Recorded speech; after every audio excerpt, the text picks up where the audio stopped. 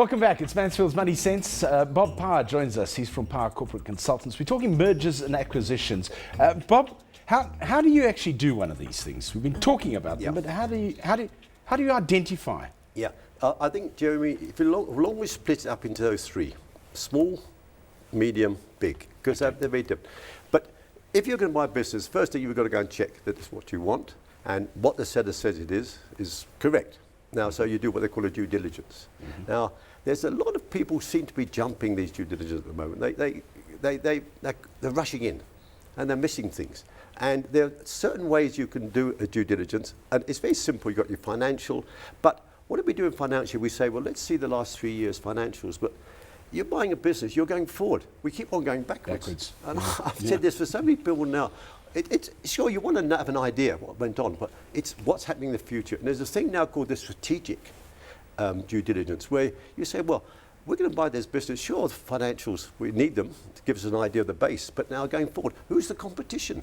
And when you come to small business, I know dozens of small businessmen have gone bust because they never checked who the competition was. They thought they had a niche market, and suddenly they go out there and there's 20 other people doing the same thing. Same thing, yeah. And that's an area which they're not taught. So I think so. Keeping that due diligence, so that's one of the main ones there. You've got to make sure going forward, not so much going backwards, and who the competition is. That's basics. Now, from there are so many other areas. The due diligence can take a month. In fact, most of them seem to take 3 months. Mass might take much longer, okay, but I think that's different stories. So I think doing your homework. But what is interesting now is due diligence is always by the buyer on the seller to make sure there's no skeletons in the cupboard, as they call it, and all these kind of things. Mm-hmm. Now that's that's perfect. But what is happening now is the seller saying, wait a minute, Mr. Buyer, you're doing all this checking on me. You're checking the financials right, the marketing, everything. Are you doing it? I want to check that you got the money. What about you've got the money? Yeah. No wonder you kept your restaurant going, because that's because honestly, if a group comes in, they say they're a consortium. I'm not criticising Black & Pound for the moment. I'll come back to Black & Pound. But now there's no this legal thing as a consortium.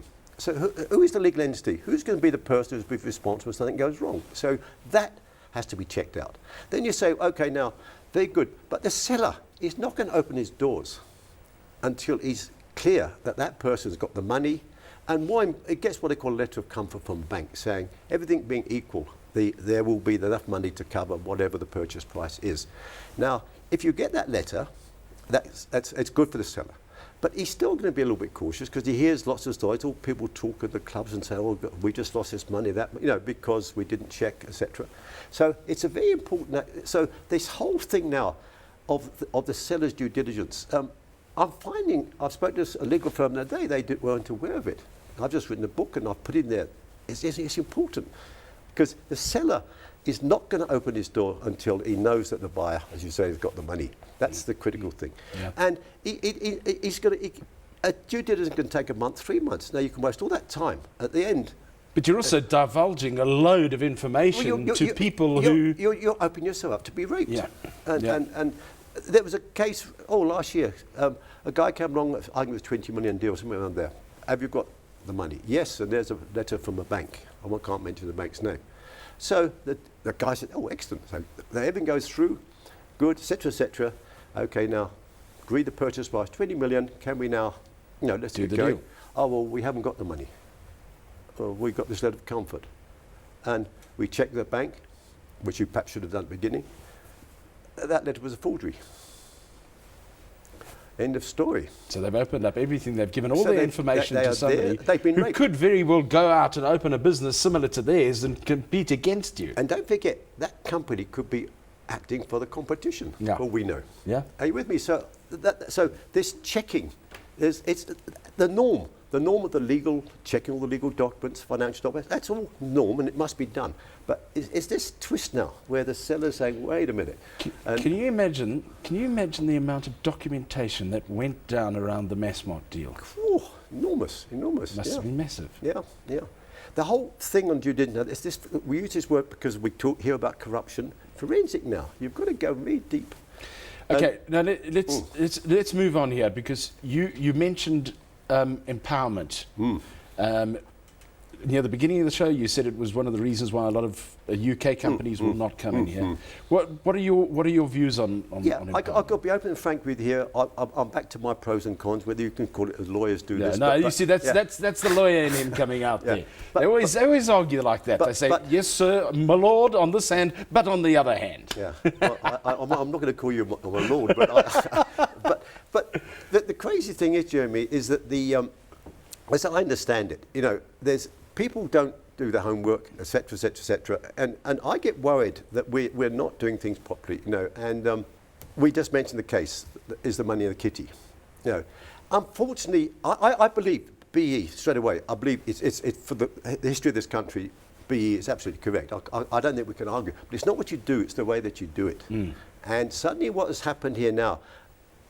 I believe, and you have to read the newspapers every day, that majority of the BE deals, only a few people at the top. The ordinary man in the street is not seeing anything. Not seeing anything. So I think that's one question mark.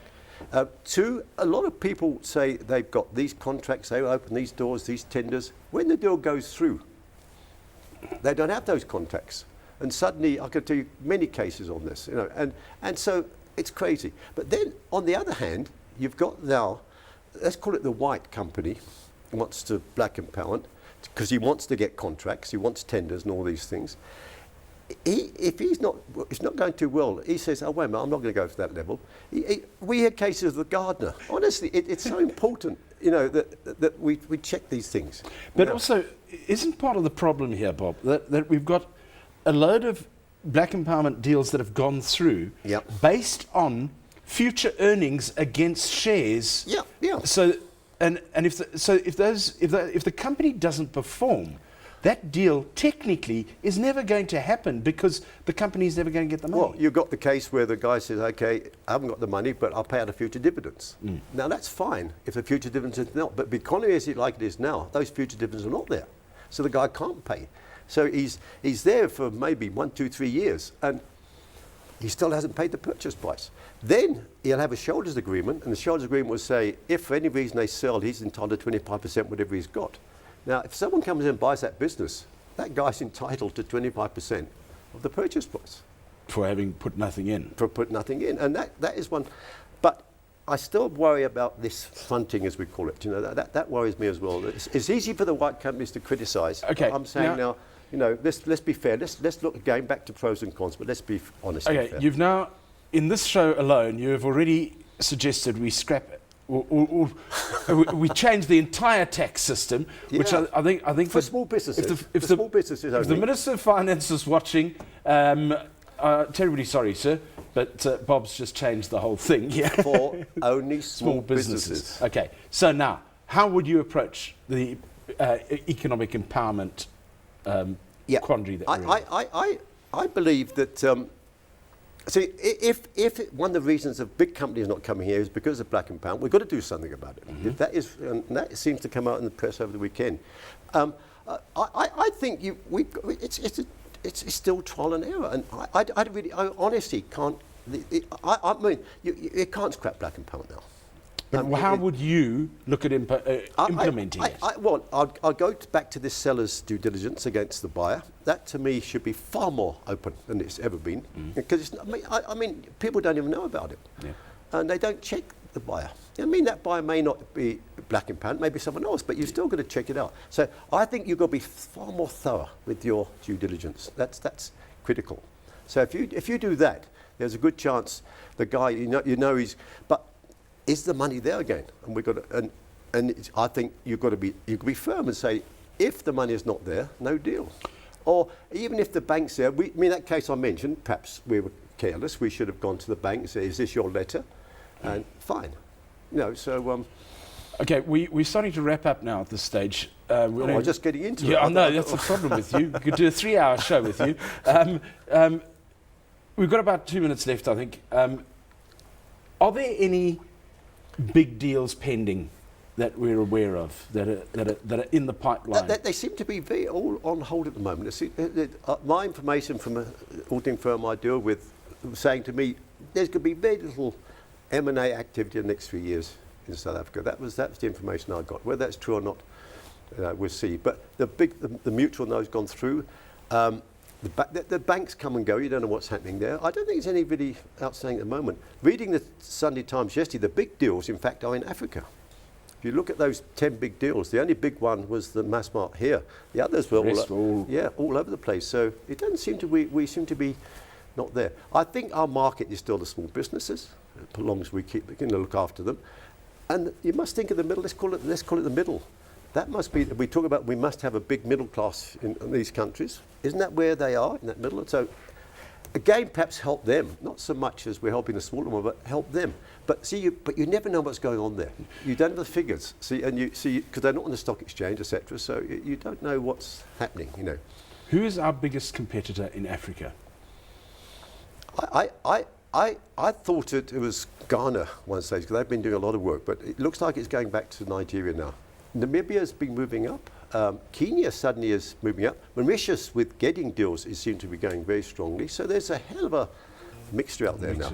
Yeah. Bob, Zimbabwe, we won't talk about. Well, you never know what's going to happen there. Yeah. That's the thing. Bob, thank you for your time. Nice to have had you in the studio with us. And thank you for sharing your views with us. Always, look, you always know you're going to get something controversial out of Bob Power when he joins you in the studio.